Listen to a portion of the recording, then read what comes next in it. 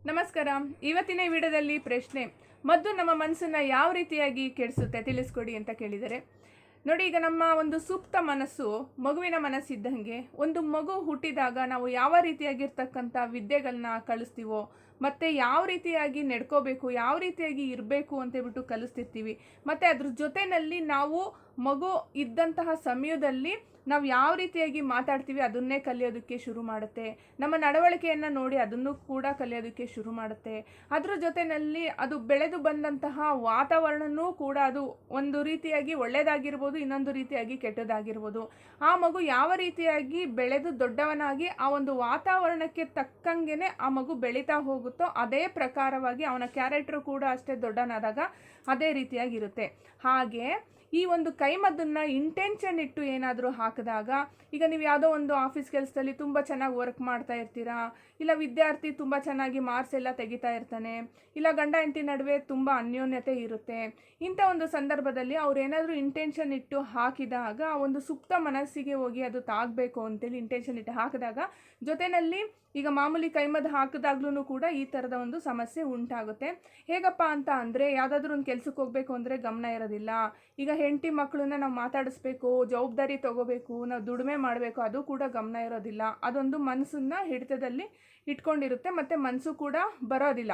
ಈಗ ನಾನು ಆವಾಗಲೇ ಉದಾಹರಣೆ ಕೊಟ್ಟಂಗೆ, ಆ ಒಂದು ಮನಸ್ಸನ್ನು ನಾವು ಯಾವ ರೀತಿಯಾಗಿ ನಾವು ಕಂಟ್ರೋಲಲ್ಲಿ ಇಟ್ಕೊತೀವಿ, ಈಗ ವಾತಾವರಣಕ್ಕೆ ತಕ್ಕಂತೆ ಅದು ಮಗು ಹೇಗೆ ಬೆಳೆದು ದೊಡ್ಡವನಾಗುತ್ತೋ ಅದೇ ಥರನೇ ಇದನ್ನು ಕೂಡ ಅಷ್ಟೇ. ಇದು ಬಲವಂತದಿಂದ ಆಗೋ ಅಂಥದ್ದು, ಅಲ್ಲಿ ವಾತಾವರಣ ಚೇಂಜ್ ಆಗುತ್ತೆ, ಅಷ್ಟೇ ವ್ಯತ್ಯಾಸ.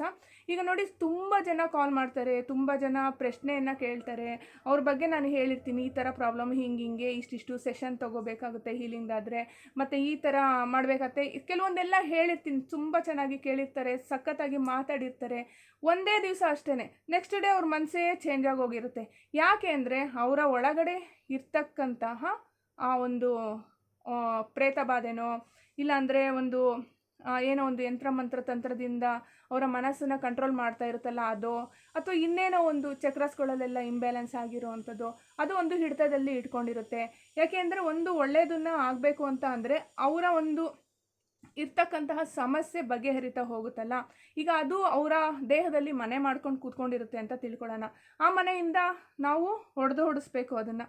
ಈ ರೀತಿಯಾಗಿ ನಾವು ಹೀಲಿಂಗ್ ಸೆಷನ್ ತಗೊಳ್ಳೋದು, ಅಥವಾ ಧ್ಯಾನದ ಮುಖಾಂತರನೋ ಬೇರೆ ಏನೋ ಒಂದು ಹೇಳಿರ್ತೀನಿ ನಾನು, ಅದು ಹೋಗುವಂಥ ಸಮಯ ಬಂದಿರುತ್ತೆ. ಬಟ್ ಇವ್ರ ಹತ್ರ ನಾನು ಮಾತಾಡ್ತಿದ್ರು ಅದು ಕೂಡ ಕೇಳಿಸ್ಕೊಳ್ತಾ ಇರುತ್ತಲ್ಲ. ಸೊ ಹಾಗಾಗಿ ಅದು ಅಡೆತಡೆ ಮಾಡುತ್ತೆ, ಅವ್ರ ಮನಸ್ಸನ್ನು ಕಂಟ್ರೋಲಲ್ಲಿ ಇಟ್ಕೊಂಡಿರುತ್ತೆ. ಎಷ್ಟೋ ಜನ ಕಾಲ್ ಮಾಡ್ತಾರೆ, ಚೆನ್ನಾಗಿ ಮಾತಾಡ್ತಾರೆ, ನೆಕ್ಸ್ಟ್ ಡೇ ನಾನು ಟ್ರೀಟ್ಮೆಂಟ್ ಸ್ಟಾರ್ಟ್ ಮಾಡ್ತೀನಿ ಅಂತಾರೆ, ಮತ್ತೆ ಬರೋದೇ ಇಲ್ಲ, ಪತ್ತೆನೇ ಇಲ್ಲ. ಫೋನ್ ಮಾಡಿದ್ರು ಕೂಡ ರಿಪ್ಲೈ ಇಲ್ಲ, ಮೆಸೇಜ್ ಹಾಕಿದ್ರು ರಿಪ್ಲೈನೇ ಮಾಡೋದಿಲ್ಲ. ಆ ಥರ ಆಗ್ತೈತಿ. ಇದು ತುಂಬ ಜನ ಹೇಳೋಕ್ಕಾಗೋದಿಲ್ಲ. ಯಾಕೆ ಅಂತ ಅಂದರೆ ಆ ಥರ ಅದು ಕಂಟ್ರೋಲಲ್ಲಿ ಇಟ್ಕೊಂಡಿರುತ್ತೆ. ಈಗ ಹೇಳಿದ್ರಲ್ಲ, ಮನಸ್ಸನ್ನು ಹೇಗೆ ಕೆಡಿಸುತ್ತೆ ಅಂತ ಒಂದು ಪ್ರಶ್ನೆಯನ್ನು ಕೇಳಿದಾರಲ್ಲ, ಇದೇ ಥರನೇ ಅದು ಮನಸ್ಸು ಕೆಡಿಸುತ್ತೆ.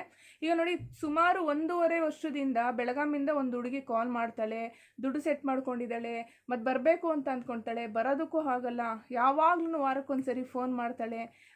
ಯಾವ ಟ್ರೀಟ್ಮೆಂಟು ಕೂಡ ಇದುವರೆಗೂ ಅವಳಿಗೆ ತಗೊಳಕ್ಕೆ ಆಗ್ತಾನೇ ಇಲ್ಲ.